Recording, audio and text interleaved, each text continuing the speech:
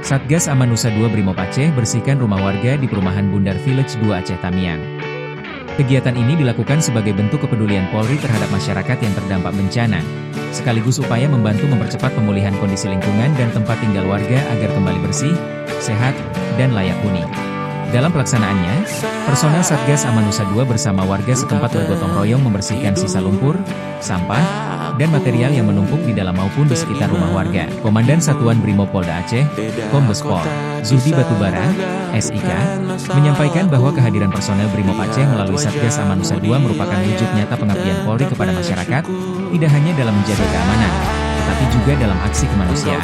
Ia berharap kegiatan ini dapat meringankan beban warga yang terdampak serta memperkuat sinergi dan kebersamaan antara Polri dan masyarakat. Warga perumahan Bundar Village 2 menyambut baik kehadiran personel Brimob Aceh dan mengapresiasi bantuan yang diberikan. Melalui kegiatan gotong royong ini, diharapkan kondisi lingkungan segera pulih dan aktivitas masyarakat dapat kembali berjalan normal. Polri untuk masyarakat, Brimob untuk nusa dan bangsa.